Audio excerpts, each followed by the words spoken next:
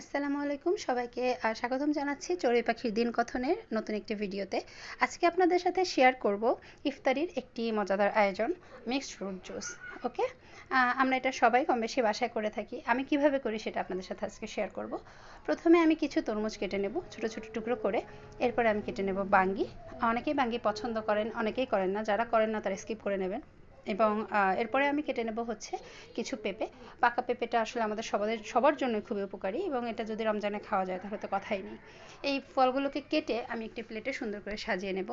এরপরে আমি কিছু খেজুর ধুয়ে নিয়ে তারপর তার বিচিগুলো আটিগুলো ছাড়িয়ে নিয়ে তারপরে হচ্ছে আমি এটা প্লেটে রেখে দেবো। এরপর নেবো দুটো কলাগুলোকে ছোট ছোট করে কেটে আমি প্লেটে নিয়ে নেব। এবার ব্লেন্ড করার জন্য ব্লেন্ডারের যে জগটা তার ভেতরে আমি ফলগুলোকে সব একত্রে করে গুছিয়ে নেব। এবার ব্লেন্ড করতে নিয়ে গেলে হচ্ছে অবশ্যই পানি, সামান্য পরিমাণে একটু পানি দিয়ে আমরা ব্লেন্ড করে নেব। এরপরে তাতে দিয়ে দেবো হচ্ছে কনডেন্স মিল্ক, যেটা আসলেই যে কোনো শরবতকে হচ্ছে টেস্টি করে। যদি কারো ডায়াবেটিকের প্রবলেম থাকে তাহলে এটা স্কিপ করবেন। এরপরে দিয়ে দিচ্ছি টক দই। 3 টেবিল চামচ টক দই আমি ব্যবহার করেছি। এবার সেটা 2 মিনিটের মতো করে আমি ব্লেন্ড করে নেব। এবার দিয়ে দেবো রুয়াবজা। যার রুয়াবজা ভালো লাগে সে ব্যবহার করবেন, যদি কারো ভালো না লাগে সেটা স্কিপ করতে পারেন। 2 টেবিল চামচ রুয়াবজার পরে আমি দিয়ে দেবো হাফ কাপ গুঁড়ো দুধ। গুঁড়ো দুধ দিয়ে এটাকে আমি আরও মিনিট 2 হচ্ছে ব্লেন্ড করে নেব।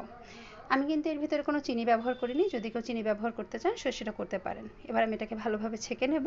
ছেঁকে নিলে এর ভেতরে যে বীজগুলো রয়েছে সেগুলো হচ্ছে পরিষ্কার হয়ে যাবে। এরপরে আমি একটি কাঁচের গ্লাসে আমি তার ভেতরে হচ্ছে কিছু বরফ কুচি দিয়ে আমি জুসটা ঢেলে নিলাম। অল্প কিছু তরমুজ কেটে তার ভিতরে আমি ডেকোরেশন করে নিলাম। যদি আপনি চান করতে পারেন, নাহলে স্কিপ করবেন। ধন্যবাদ সবাইকে। তৈরি হয়ে গেল আমার মিক্সড ফ্রুট জুস। ধন্যবাদ।